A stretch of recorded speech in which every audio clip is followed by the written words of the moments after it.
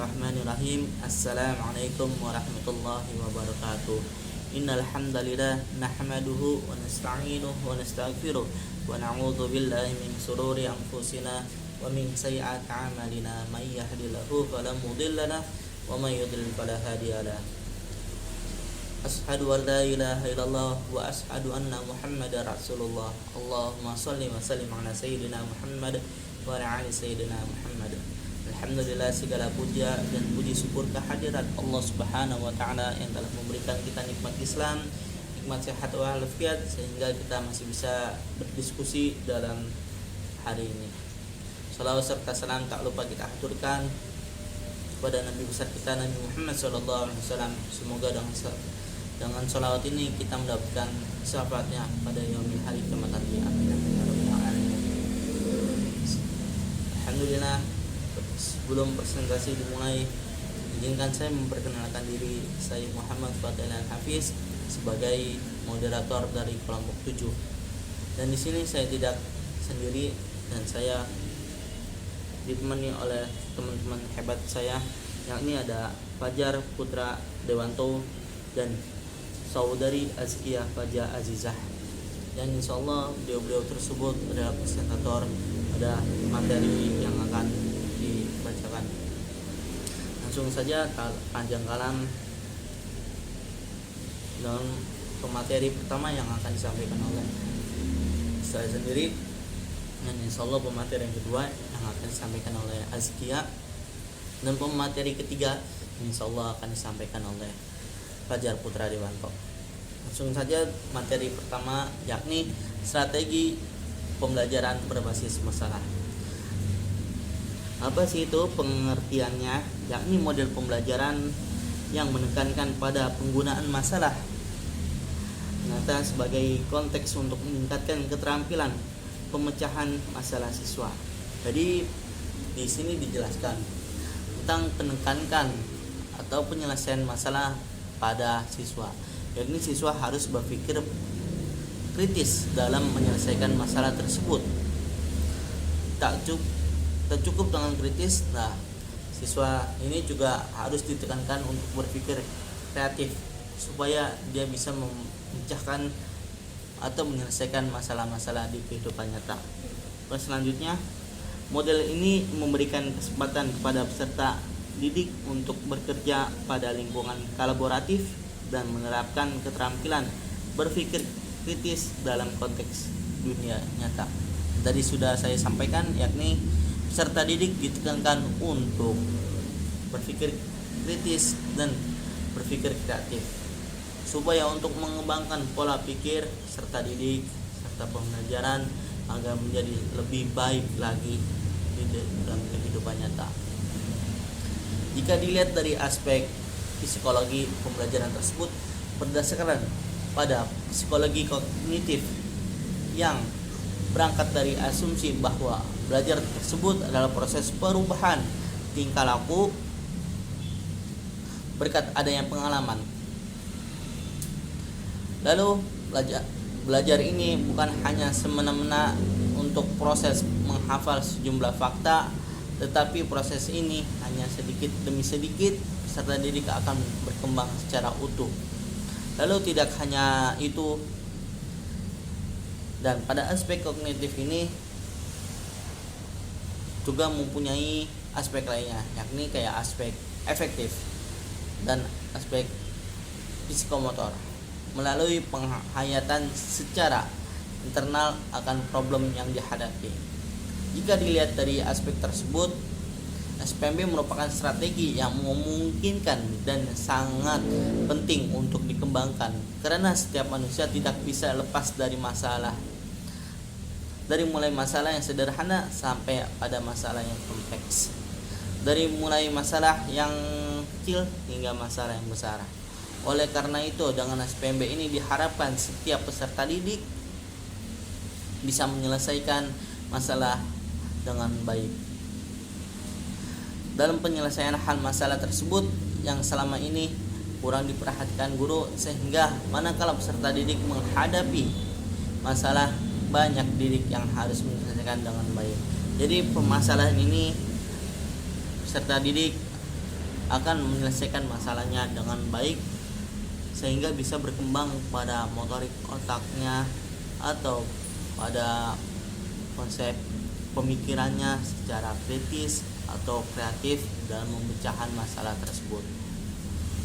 Mungkin itu saja yang bisa saya sampaikan, kurang lebihnya mohon maaf. Selanjutnya ada materi tentang karakteristik SPMB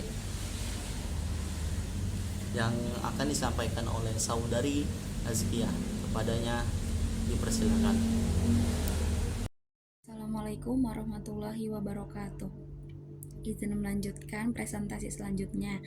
Sebelum membahas karakteristik SPBM, di sini terdapat ciri utama dari SPBM. Yang pertama yaitu SPBM atau sistem pembelajaran berbasis masalah, yaitu rangkaian aktivitas pembelajaran. Artinya, dalam penerapan SPBM terdapat sejumlah kegiatan yang harus dilakukan oleh siswa. SPBM atau tidak mengharapkan peserta didik hanya sekedar mendengarkan, mencatat, kemudian menghafal. Tapi dengan SPBM tersendiri, peserta didik aktif dalam berpikir, berkomunikasi, mencari data dan mengelola data yang diakhiri dengan membuat kesimpulan. Kemudian ciri yang kedua itu aktivitas pembelajaran diarahkan bertujuan bisa menyelesaikan masalah.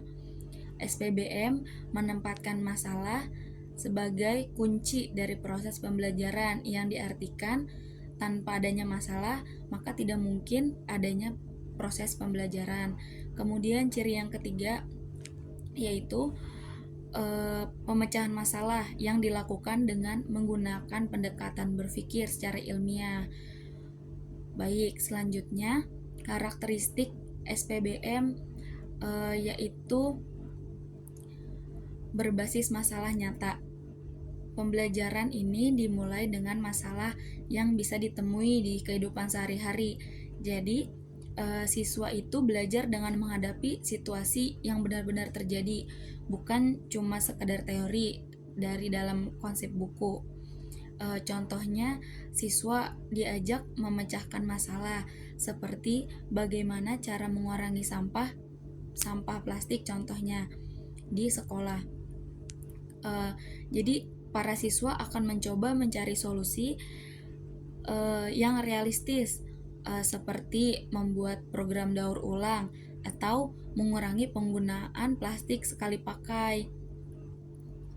Kemudian kolaboratif. Siswa bekerja dalam kelompok kecil, berbagi ide, berdiskusi satu sama lain. Jadi para siswa belajar dengan cara bekerja sama, bukan belajar sendiri-sendiri atau biasa disebut bekerja sama dalam tim. Sebagai proses di mana orang melakukan refleksi dan kegiatan secara berulang-ulang. Para siswa bekerja dalam tim untuk menjawab pertanyaan penting. Kemudian dalam proses pembelajaran berbasis masalah, para siswa belajar bahwa bekerja dalam tim dan kolaborasi itu bersifat penting, bertujuan untuk mengembangkan proses kognitif yang berguna untuk meneliti lingkungan, memahami masalah, mengambil dan menganalisis data penting dan mengolaborasi solusi dengan cara kolaboratif. Contohnya, satu kelompok siswa diminta merancang proyek penghematan air di sekolah. Mereka harus berdiskusi, berbagi tugas, dan menemui solusi dari penghematan air tersebut, seperti mengusulkan aturan hemat air atau membuat kampanye di sekolah atau flyer atau banner-banner yang mereka buat di sekolah tentang penghematan air tersebut. Kemudian karakteristik selanjutnya yaitu pengembangan keterampilan berpikir tingkat tinggi. Model pembelajaran ini mendorong siswa untuk berpikir lebih kritis. Mereka tidak hanya menghafal, tapi juga harus bisa menganalisis atau observasi, mengevaluasi, dan menggabungkan berbagai informasi untuk membuat kesimpulan atau solusi baru. Bisa dicontohkan yaitu para siswa diminta untuk mengevaluasi kebijakan sekolah yang melarang penggunaan sepeda motor untuk siswa. Jadi mereka harus menganalisis dampaknya, mempertimbangkan kelebihan dan kekurangan, lalu memberikan rekomendasi didasarkan pada pemikiran kritis. Kemudian karakteristik selanjutnya yaitu peran guru. Jadi guru itu bukan lagi satu-satunya sumber pengetahuan, tapi sebaliknya guru lebih banyak bertindak sebagai pembimbing atau fasilitator. Tugas guru itu membantu siswa memahami masalah, memberikan arahan, tapi tidak langsung memberi jawaban. Jadi pada pembelajaran ini guru itu harus bisa mengatur proses pembelajaran untuk membuat siswa itu aktif terlibat atau student center. Jadi semua itu aktif atau terlibat pada siswa. Maksudnya guru menuntut siswa aktif dalam mencari, memperoleh pembelajarannya, memfasilitasi pembelajaran dengan cara membuat kelompok kecil dalam pembelajaran berbasis masalah. Jadi guru itu bikin kelompok, misalnya 10 kelompok, dalam satu kelompok itu terdapat 4-5 orang. Contohnya saat siswa kesulitan mencari solusi untuk masalah sampah plastik, jadi guru itu bisa memberikan panduan atau arahan. Contohnya seperti bertanya dulu, apakah kalian sudah mempertimbangkan bagaimana pengelolaan sampah di sekolah pada saat ini. Jadi guru itu memberikan petunjuk, bukan jawabannya. Jadi dengan pendekatan ini, siswa belajar menjadi lebih mandiri, kreatif, dan berpikir kritis. Selanjutnya terdapat tahapan-tahapan strategi pembelajaran berbasis masalah yang dikemukakan oleh John Dewey. Oke, poin pertama yaitu rumusan masalah. Di tahap ini adalah langkah pertama di mana para siswa menentukan masalah, apa yang akan mereka selesaikan masalah tersebut. Masalah ini harus jelas dan relevan dengan situasi mereka. Contohnya, siswa melihat bahwa teman-teman mereka lebih sering membawa botol plastik yang sekali pakai ke sekolah. Mereka memutuskan bahwa masalah yang mereka pecahkan adalah bagaimana sih caranya untuk mengurangi penggunaan botol plastik yang sekali pakai di sekolah. Kemudian, tahapan yang kedua yaitu penganalisisan masalah. Setelah menentukan masalah tadi, para siswa harus melihat masalah tersebut dari berbagai sudut pandang. Jadi mereka menganalisis masalah lebih mendalam, mencari tahu faktor-faktor yang menyebabkan masalah tersebut. Contohnya, siswa memikirkan alasan mengapa dari teman-teman tersebut banyak yang menggunakan botol plastik sekali pakai. Mungkin karena botol plastik itu harganya lebih murah, mudah dibawa, atau tidak ada pilihan lain yang lebih praktis di kantin sekolah. Jadi mereka memeriksa penyebab dan akibat dari masalah ini. Kemudian perumusan hipotesis. Pada tahap ini para siswa merumuskan beberapa kemungkinan solusi untuk masalah yang mereka temui. Hipotesis adalah dugaan sementara bagaimana masalah tersebut bisa diselesaikan. Contohnya, siswa mungkin merumuskan beberapa solusi, mengadakan kampanye membawa botol minuman sendiri dari rumah. Kemudian menyediakan dispenser, contohnya di ruang guru atau di depan kelas masing-masing dekat dengan papan tulis. Bisa disediakan dispenser di beberapa titik di sekolah misalnya. Kemudian tahapan yang selanjutnya yaitu mengumpulkan data. Setelah hipotesis dirumuskan, para siswa mencari informasi lebih lanjut untuk mendukung atau menolak hipotesis tersebut. Mereka mengumpulkan data dan bukti yang relevan dengan masalah.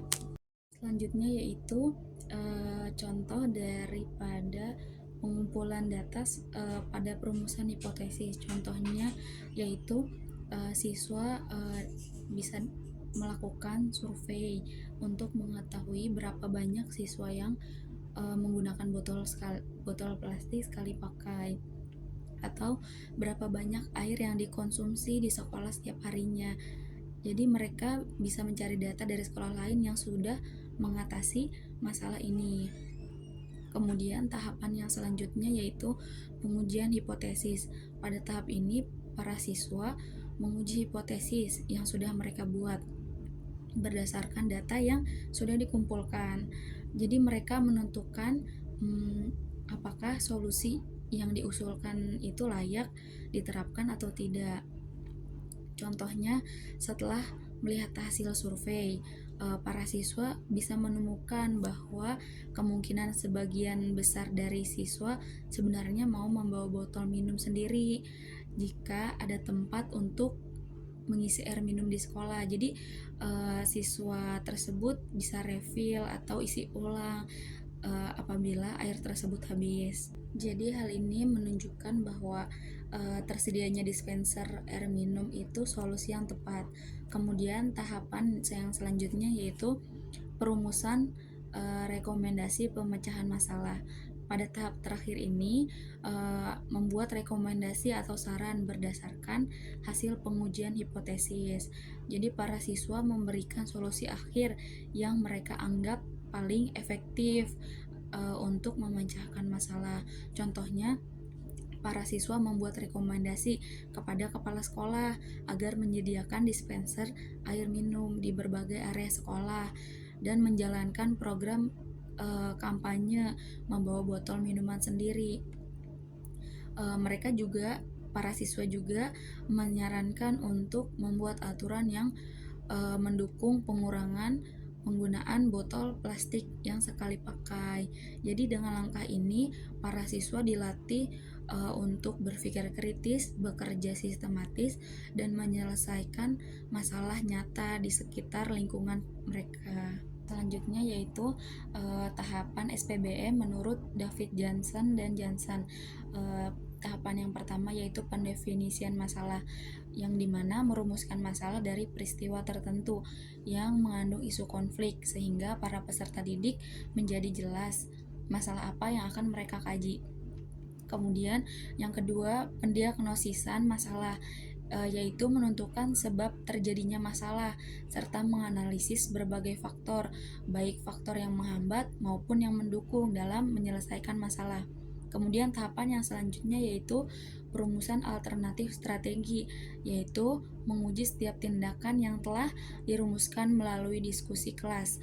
Pada tahapan ini, setiap peserta didik didorong untuk mengemukakan pendapat dan argumentasinya sendiri tentang kemungkinan setiap tindakan yang dapat dilakukan. Kemudian tahapan yang keempat yaitu penentuan dan penerapan strategi, yaitu pengambilan keputusan tentang strategi mana yang dapat dilakukan. Kemudian tahapan yang terakhir menurut David Johnson yaitu pelaksanaan evaluasi, baik evaluasi proses maupun evaluasi hasil. Mungkin cukup sekian presentasi materi yang saya sampaikan. Kurang lebihnya mohon maaf. Selanjutnya saya kembalikan kepada moderator. Terima kasih. Baik, terima kasih kepada saudari Askia yang telah memaparkan materinya. Selanjutnya ada saudara Fajar Putra Dewanto yang akan mempresentasikan materi selanjutnya.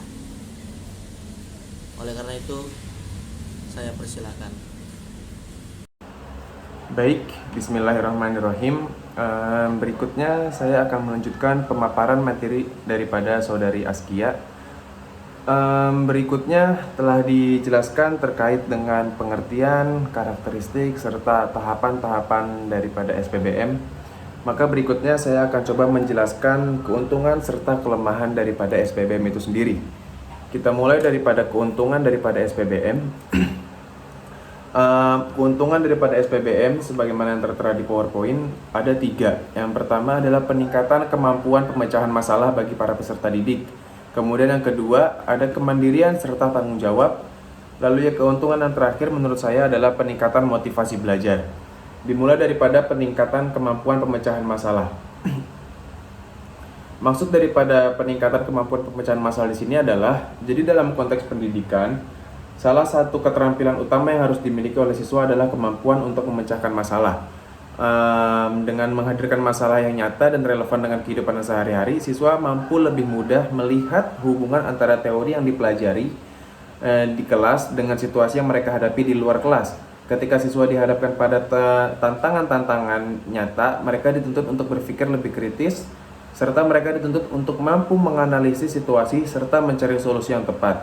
Makanya hal ini itu tidak hanya meningkatkan kemampuan secara akademis, tapi juga mempersiapkan mereka untuk menghadapi masalah-masalah ke depannya yang lebih kompleks. Tentunya di dunia nyata gitu loh. Melalui pendekatan ini, siswa belajar bagaimana menghadapi situasi yang belum pernah mereka alami sebelumnya. Dan juga ini mampu menggunakan pengetahuan yang mereka peroleh secara lebih kreatif dan lebih inovatif. Adapun keuntungan yang kedua, sebagaimana yang telah saya jelaskan di awal tadi, terkait dengan kemandirian serta tanggung jawab. Jadi salah satu tujuan utama pendidikan modern adalah membentuk siswa yang mandiri serta bertanggung jawab. Jadi melalui pendekatan pembelajaran SPBM ini gitu, ini tuh menekankan penelitian dan eksplorasi siswa, di mana siswa itu diberi kebebasan untuk mengeksplorasi topik yang menarik minat mereka. Dalam proses ini, siswa tidak hanya dapat menerima informasi dari guru yang secara pasif, tapi mereka secara aktif terlibat dalam proses belajar. Jadi mereka dituntut untuk melakukan penelitian, kemudian mencari sumber yang relevan, serta memahami materi secara mendalam. Adapun untuk keuntungan daripada SPBM yang terakhir atau yang ketiga, yakni peningkatan motivasi belajar. Nah, memang motivasi dalam belajar ini menjadi faktor kunci dalam keberhasilan siswa.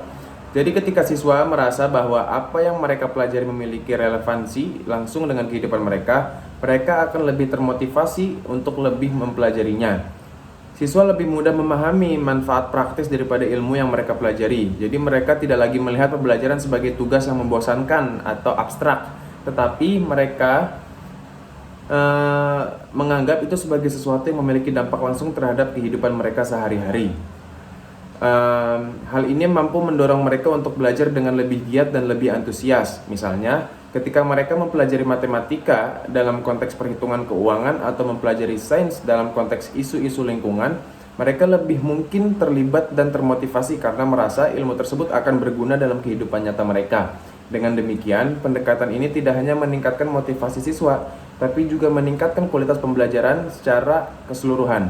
Karena siswa yang termotivasi cenderung lebih mudah memahami dan menguasai materi. Berikut, kemudian saya akan beralih ke topik pembahasan yang akan saya sampaikan berikutnya, yaitu terkait dengan kelemahan SPBM.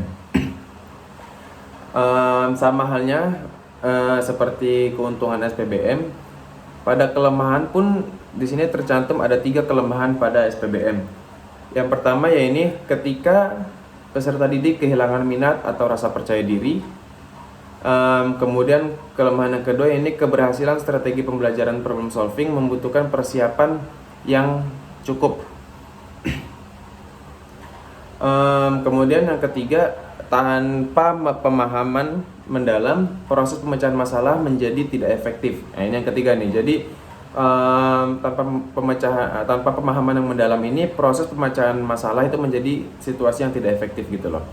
Kita mulai dari kelemahan yang pertama, yaitu tentang ketika peserta didik kehilangan minat atau rasa percaya diri. Jadi salah satu hambatan utama dalam proses belajar adalah kurangnya minat atau rasa percaya diri pada siswa itu sendiri. Mereka memiliki ketidakpercayaan diri terhadap kemampuan yang mereka miliki gitu loh. Jika siswa merasa bahwa masalah yang dihadirkan terlalu sulit atau berada di luar jangkauan pemahaman mereka,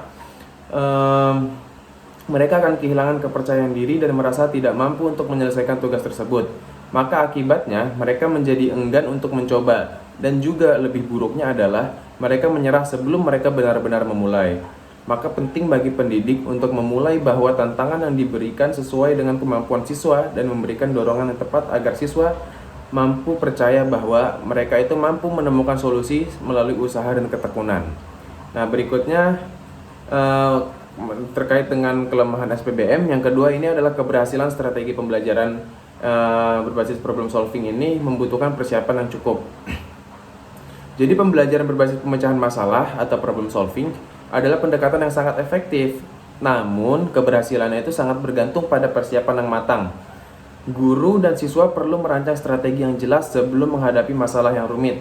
Nah, ini termasuk mempersiapkan siswa dengan keterampilan analitis yang diperlukan, memberikan waktu yang cukup untuk memahami konteks masalah, dan memastikan bahwa siswa memiliki akses ke sumber daya yang mereka butuhkan.